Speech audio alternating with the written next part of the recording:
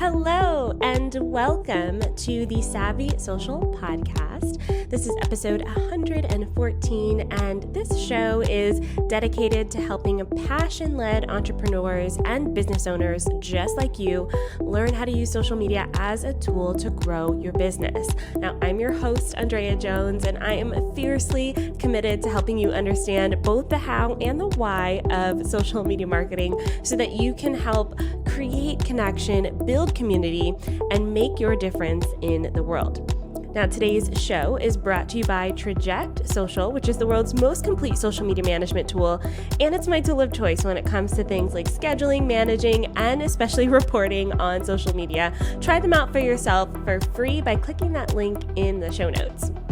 And before I dive into this amazing interview today, a quick update on the Savvy Social School. So today is the first day of our pre-work for the 100 follower challenge.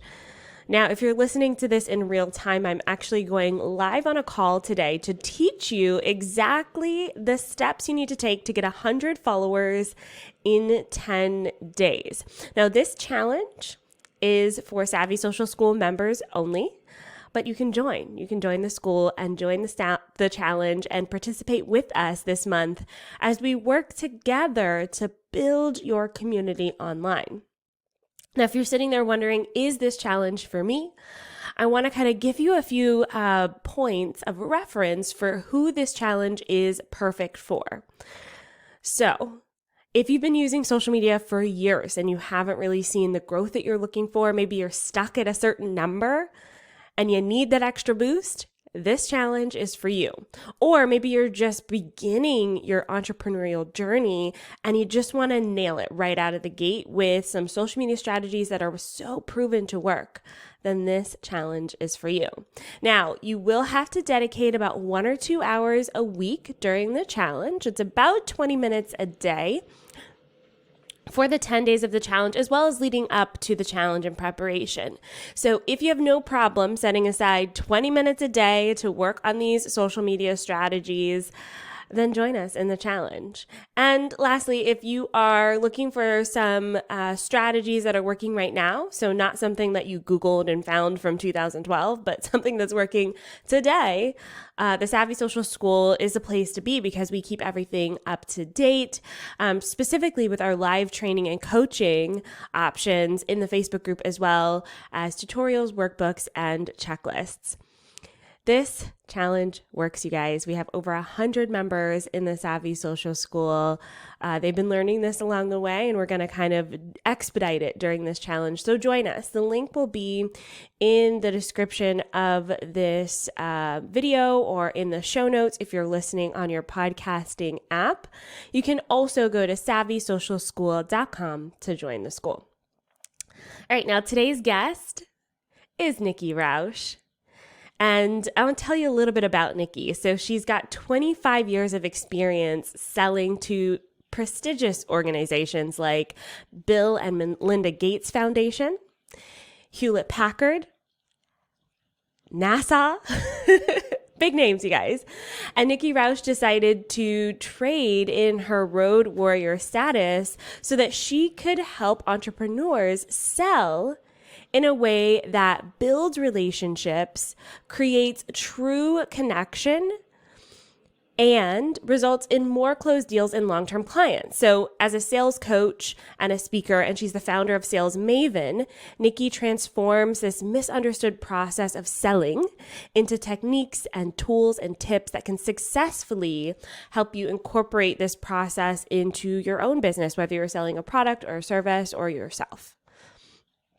Now, Nikki, in this episode, we talk about how selling relates to social media. So we treat social media as a conversation and not as a selling generating machine, and how that power of asking questions on social media can actually help convert into sales. And she's got this whole process called the selling staircase. So you may want to pull out a pen and paper, take notes for this one because it's good.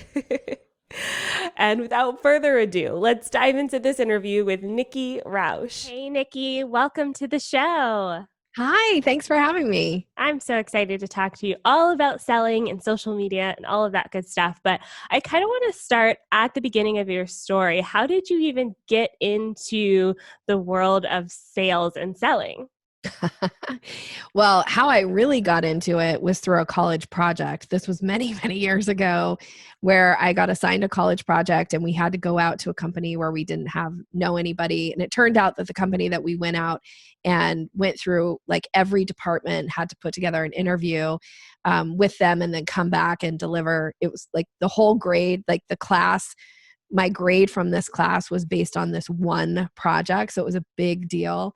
And the company that we went out and interviewed, my partner and I, turned out to be my first professional sales job. I got a job at the company.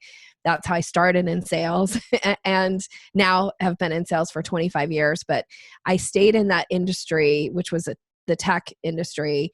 Stayed in that for 17 years. And then that's eventually got to where I am today. But that was the start was a college project. Thank goodness for college. I love that. I love the transition into that. It sounds like it felt very natural to make that transition for you. Yeah. But what didn't come naturally to you, which we were talking about before, turning on the recording here, was social media. You said you were a little bit late to social media and you kind of stumbled into that volunteering for a project on a board. Tell us a little bit about that.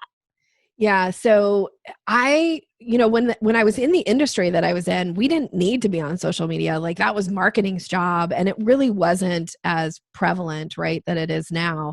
So I remember people talking about being on Facebook, and I was like, that seems ridiculous. That seems like for little kids, and like, why would you be on social media?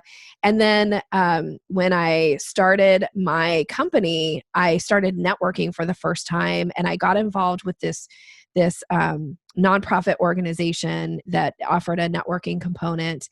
And they asked me to be on their board. And I was like, I don't know what I would do on the board. And they said, well, we don't have anybody to do our social media. And I was like, perfect. I know nothing about social media. And now I can learn about social media by volunteering to be this position on your board. And I did that for about 2 years and learned a ton, right? Like made a ton of mistakes, did all the poor etiquette things that you're not supposed to do that we know better now, right? And but man, it was such a great experience to get to test it and like try and see what were the things that would get engagement, what were the things that people would pay attention to, how could I use it to get people to come to our events, and like all those things that now, thank goodness, because it's helped me in my own business. Yeah, absolutely. Absolutely. And I think that that's the best way to learn social media. Maybe I'm saying that just because that's how I learned social media, but you have to do it to figure it out. Yeah. So, with your background in sales and then this newfound experience in social media, can you tell me a little bit about how you approach selling on social media? You mentioned, some of the mistakes that you made, the poor etiquette. So we could talk about that a little bit, as well as some of the things that did work and the things that you found really help people get closer to that next step in the sales process. Yeah. So, well, now because of what I teach now, which is the conversation side of sales, there's a couple things that I teach a 5-step process, a sales process called the selling staircase. And step 2, which is the step that I think is most utilized on social media, and this is something I work with my clients on, and I work on my own, stuff around this, is creating curiosity, and how it's so important that you create curiosity and that you create people wanting to actually engage with you in some way.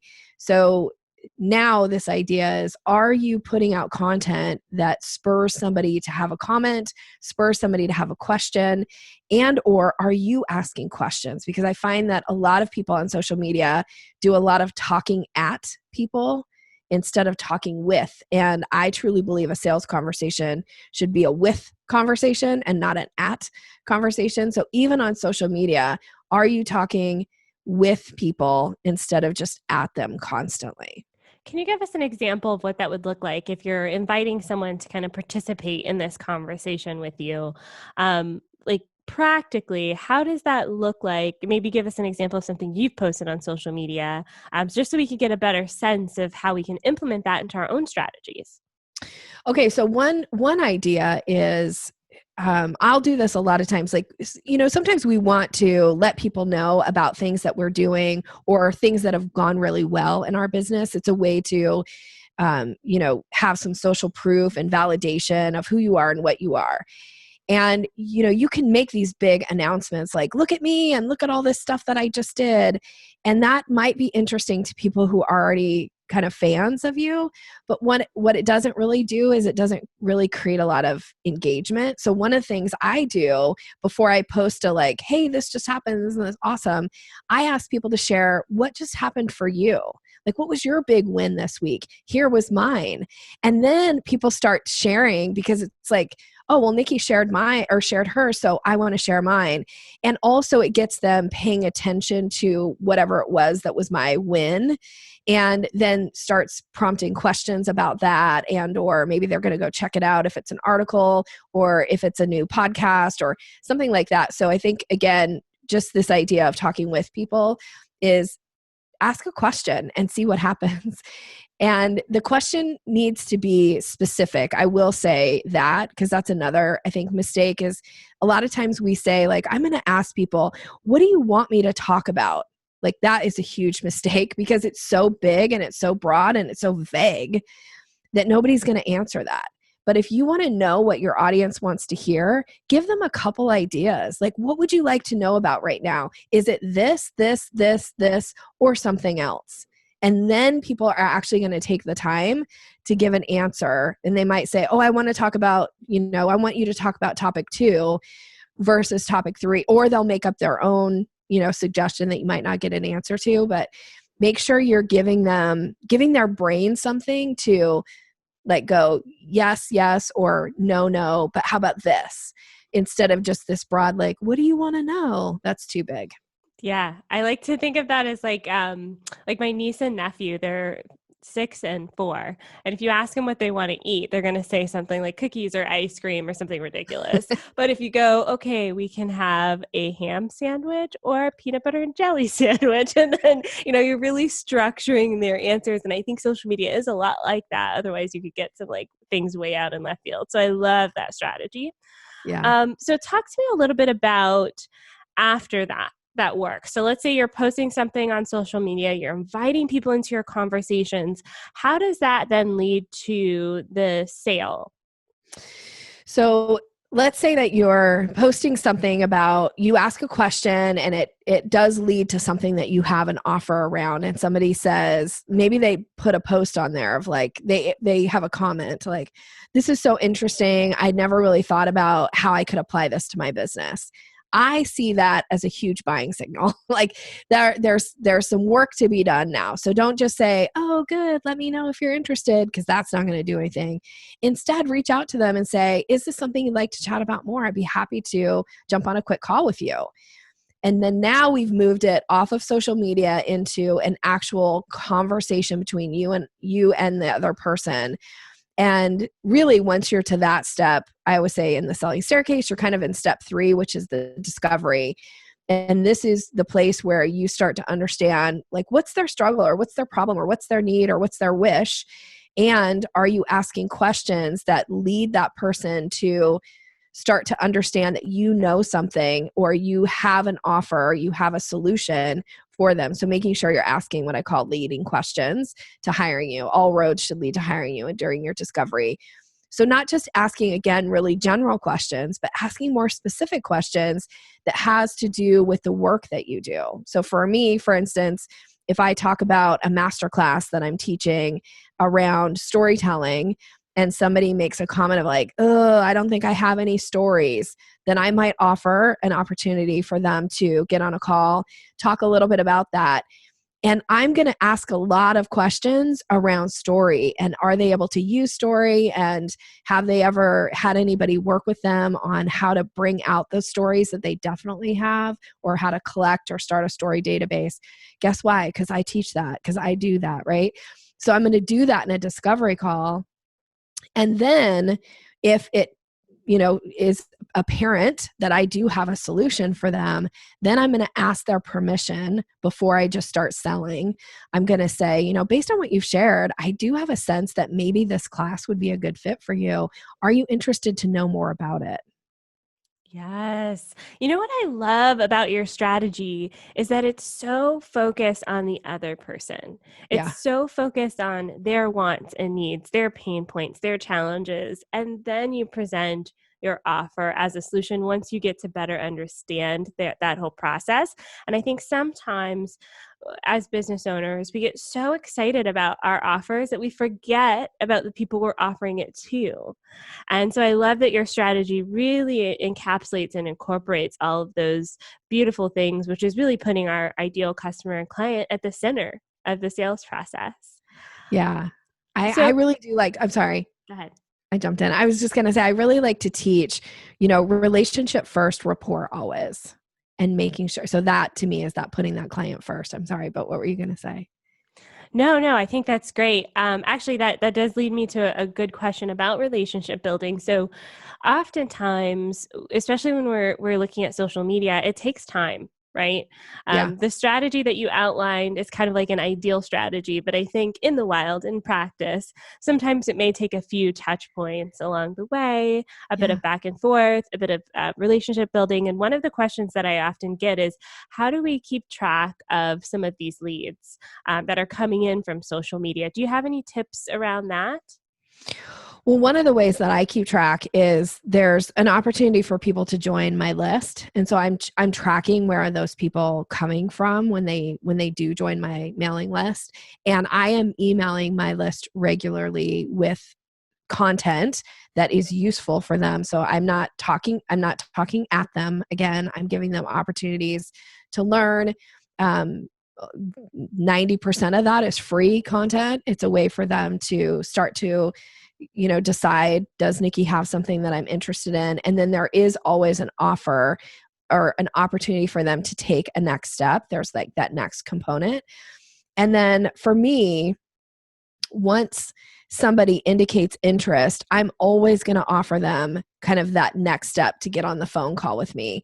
And the way that I start to track those leads is I either close that business on that call or I set them up for another call with me and we get it on our calendars right then. So I'm not using a big extensive lead tracking or CRM or any of that kind of stuff. Because I just find I don't believe in chasing clients. I will say that's maybe a little different than some people. I don't think chasing clients is an effective use of my time and energy.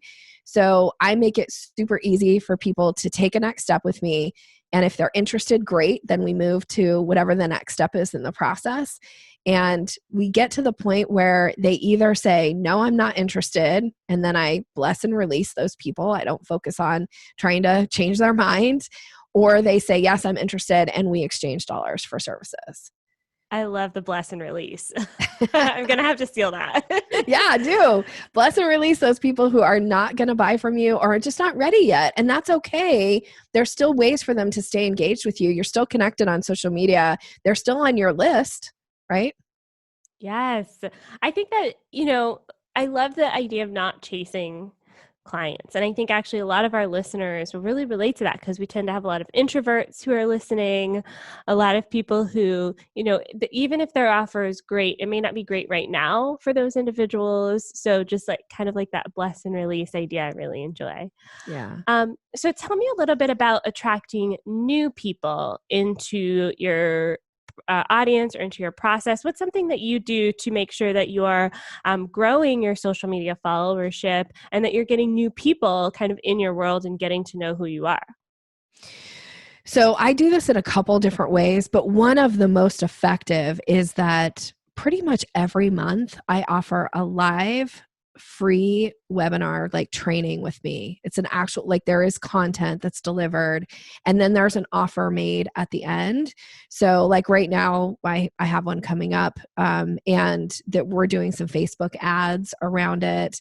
And but one of the things that I always find is that most of those people come from my list. So I'm just trying to grow my list because I would say 90% of my clients come like my paying clients come right off of my list. So the goal is to get them on the list, right? So that I can market to them in some way and deliver something that's going to be valuable that they want to take the next step with. And a lot of times you have to give people a way to like dip their toe in the water with you and check you out and see. And I put out a lot of free content with this idea that I'm also trying to attract my ideal clients, but I'm also trying to repel the people who are not like, I hate Nikki's voice, or I hate the way that she talks about something. Like, good, go away, bless and release those people as fast as possible. So help them self-identify, like, oh, I don't want to be connected to her. I don't want to be in our list. Great, unsubscribe. I make it super easy for people to do that too. Yes. Bless and release. I love it. Yep. Keep doing it. I recently came to this realization with unsubscribes. I used to get really touchy about people like, oh no, why are they unsubscribing? But what I found is that in my head, they've gotten what they need to get. I'm like you, I provide a lot of free content. They learned what they needed to learn, and now they're moving on. And I'm definitely stealing that bless and release. I love it. Yeah. So when it comes to selling, are there any things that we should avoid, any phrases that we should avoid when we're trying to kind of make these connections with our ideal people? Ooh, I love this question so much. So yes, definitely. And I'm going to give you a key one. We'll see. So if you use this, please don't be offended. And any of your listeners, if you're using this now, keep an open mind, because I hope you'll keep an open mind, because it may actually change the way that people engage with you. So one of the things that is so used, it's way overused, is you tell people, I know what you're thinking.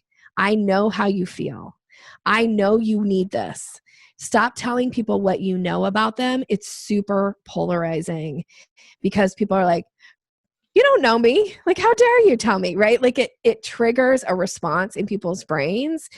And it just turns people off. Because I don't know about you, but if somebody just met you for the first time and they're like, Andrea, I know everything about you and I know what you should do next, you might be like, I just met you. You don't really know everything about me. And I didn't even ask for you to tell me, right? Like, it's so polarizing. It just turns people off. So instead, stop telling people what you know about them and ask them the question.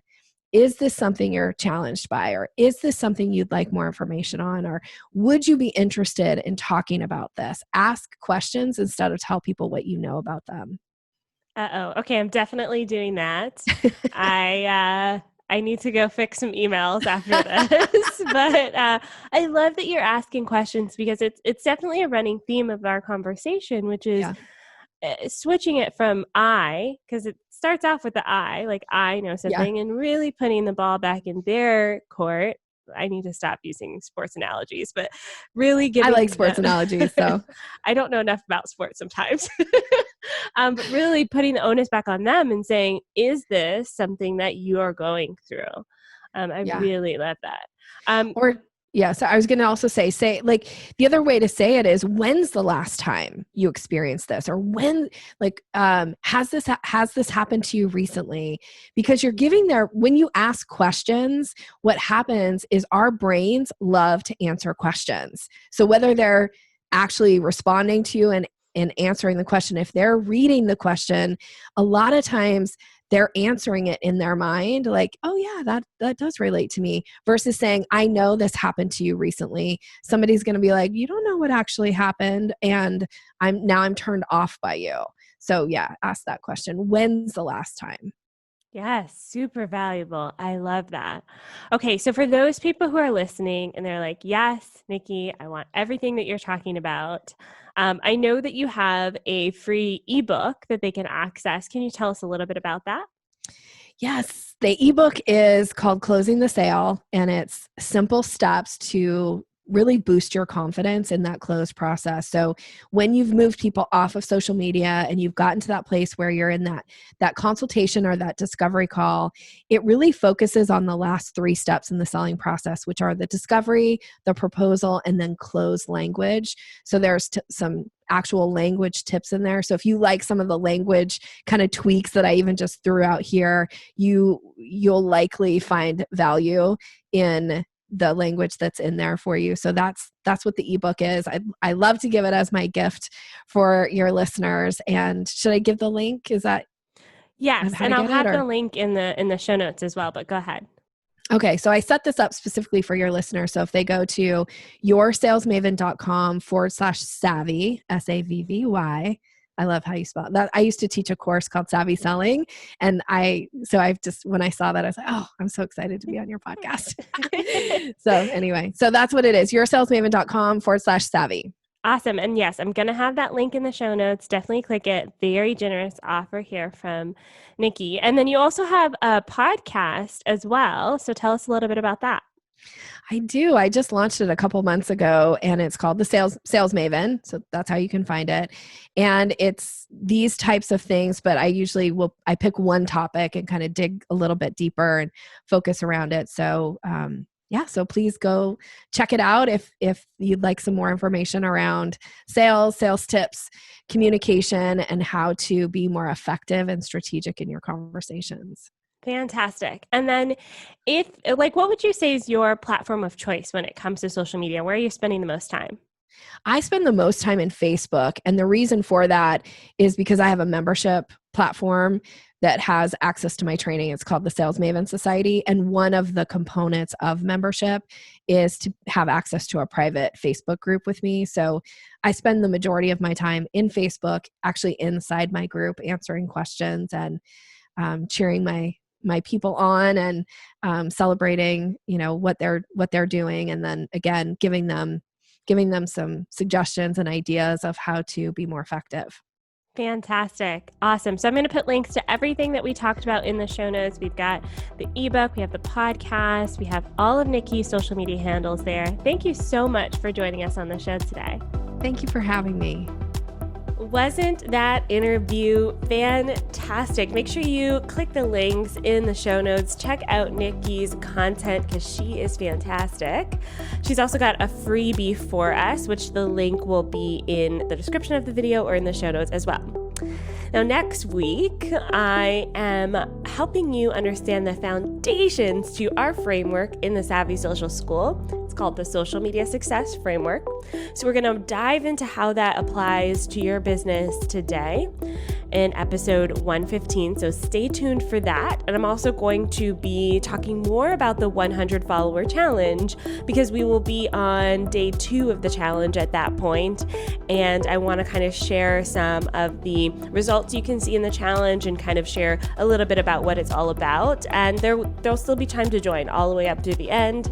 And I'll talk more about the prizes and kind of like the perks of participating in the challenge. That's next week, so stay tuned for that. Thank you so much for listening to the show. Your support means everything to us. So if you like the show, make sure to leave a review, subscribe, rate us. We need all the love we can get. I am proud to say that we've been in the top 100 marketing podcasts in the US and Canada all year long, and I'd like to stay here. I like it here. I want to hang out here. So keep listening to the show, share it with a friend, and review us if you feel so inclined. With that, I'll end the show for today. That's all. Bye for now.